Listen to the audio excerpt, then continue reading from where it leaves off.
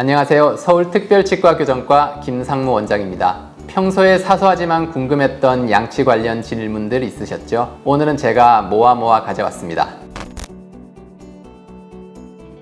사실 치약 살 때 특별히 골라서 사보진 않았고 칫솔은 좀 골라본 적이 있습니다. 이 양치에 있어서 칫솔질, 칫솔모의 타입이라든가 이제 손의 움직임 이런 것들이 굉장히 중요한 거고, 사실 치약은 그냥 왼손은 거들 뿐 정도의 느낌이거든요. 저한테 칫솔과 치약 둘 중에 하나만 가지고 구강 관리를 평생 해야 한다 라고 하면 저는 칫솔입니다. 저도 어릴 때는 비누로 몸을 닦듯이 치약 거품이 많이 나면 그 거품이 이를 잘 씻어줄 느낌으로 생각했거든요. 다들 뭐 느낌은 그렇게 들잖아요. 근데 실은 충치나 잇몸병을 만들어내는 치태를 제거해내는 거는 그런 거품이 아니고 칫솔모에 의한 기계적 제거입니다. 그리고 요즘 치약이 다 좋아져서 특별히 좋은 치약을 따로 고르고 그럴 것도 없거든요. 예전에 제가 어릴 때는 한국 치약이나 비누가 되게 좋고 그래서 러시아 사람들, 그때는 소련, 한국 것만 보면은 사재기한다, 그런 조금 국뽕찬 이야기도 들었었는데, 지금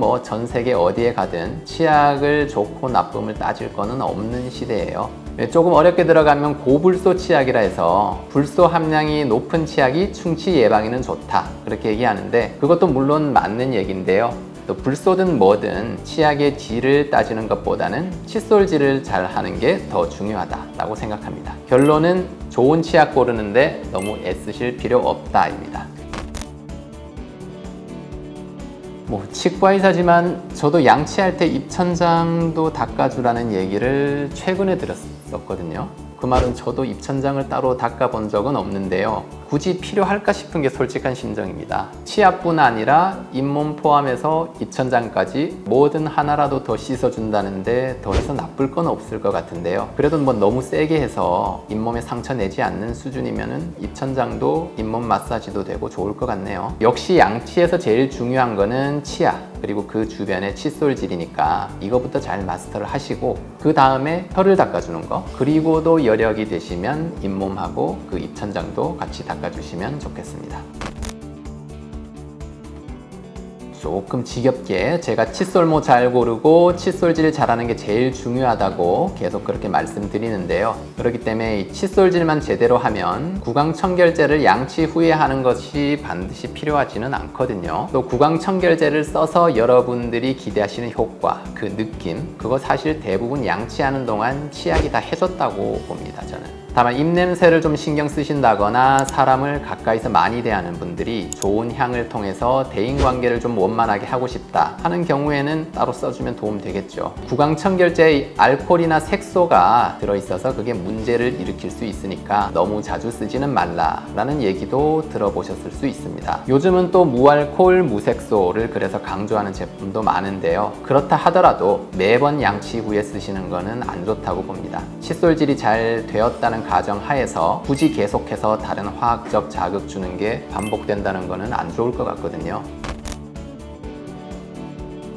이 칫솔모 자체의 빳빳함이 좀 떨어져 가지고, 또는 칫솔모가 벌어져서 결국 그 칫솔모가 치태를 제대로 쓸어내기 힘든 상태가 되는 거, 그게 일어나기 전에 교체해 주는 게 좋은 건데, 문제는 그게 어느 정도인지 잘 모르시잖아요. 또 사람마다 칫솔질 습관이 달라서 칫솔모가 약해지는 시간도 다 다르고요. 그게 애매하다 보니까 그냥 기간을 딱 정해 놓고 예를 들면 한 달에 한 번 또는 세 달에 한 번 정도 바꾸라는 얘기들을 좀 합니다. 왜냐면 딱 그렇게 뭔가 기간을 정해 놔야 어쨌거나 교환이라는 것을 하거든요. 그래서 중요한 건 교환한다는 것 그 자체입니다. 사실 다들 귀찮아서 그냥 오래 쓰다가 진짜 생각날 때 가끔 바꾸고 그러잖아요. 또 칫솔에 세균이 번식하니까 그것 때문에 교환을 해주라 라는 얘기도 하는데, 물론 그런 면도 있지만 가장 중요한 건 제가 처음에 말씀드렸던 칫솔모가 약해져서 치태를 제대로 쓸어내지 못하는 상태가 되니까 바꿔주라는 거거든요.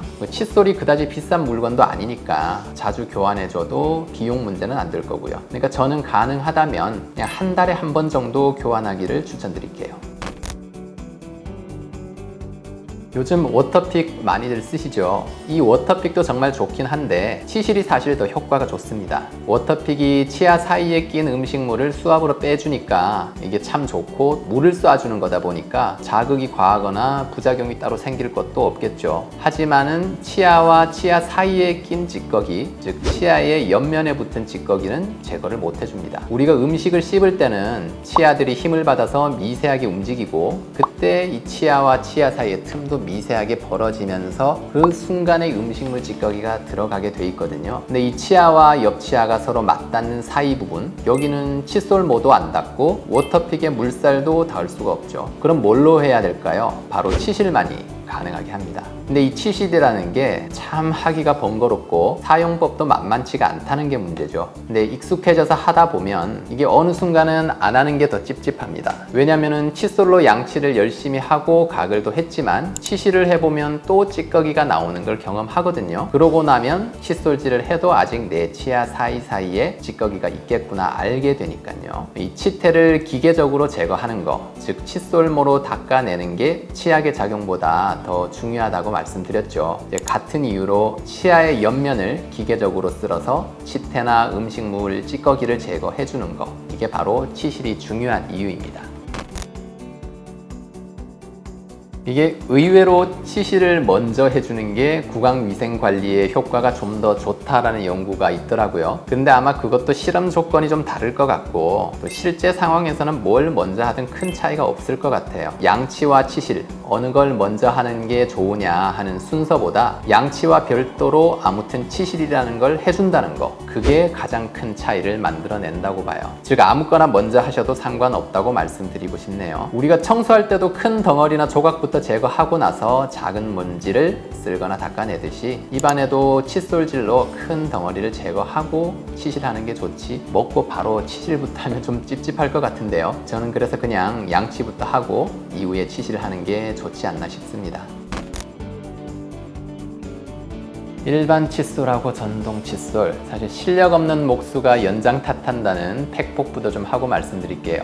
칫솔 놀림만 잘 한다면은 둘 중에 어느 걸 써도 상관없습니다. 전동 칫솔을 확실히 더 추천을 드리는 경우는 손목이 많이 불편한 노년층인데요. 젊은 분들도 물론 손목과 팔이 좀 불편하다 하면은 쓰실 수 있겠습니다. 근데 전동 칫솔이 알아서 돌아간다고 해서 그냥 가만히 대고 그냥 가만히 있으면 다 잘 닦이는 게 아니거든요. 한 자리에 계속 머물게 해서 쓰면 치아가 마모 등의 자극을 받을 수 있는 데다가 치아가 이게 평평하지가 않고 3차원적으로 굴곡이 있는 생김새인데 한 자리에서 회전시킨다고 그게 모든 면을 다 못 쓸어줍니다.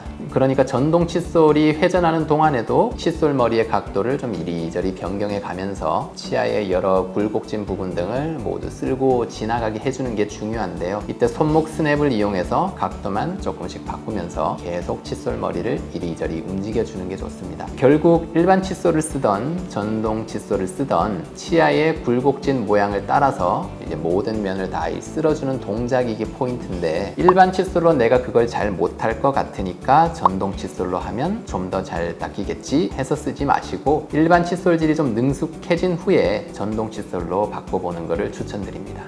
네, 오늘은 치과에서 물어보지 못한 양치 관련 궁금증들을 해결해 보았습니다. 건강한 치아와 잇몸을 위해 올바른 양치 습관을 유지하는 것이 중요합니다. 여러분에게 조금이라도 도움이 되셨길 바라며 앞으로도 꾸준히 치아 건강을 잘 지키세요. 다음 영상에서 더 많은 유익한 정보로 찾아뵙겠습니다.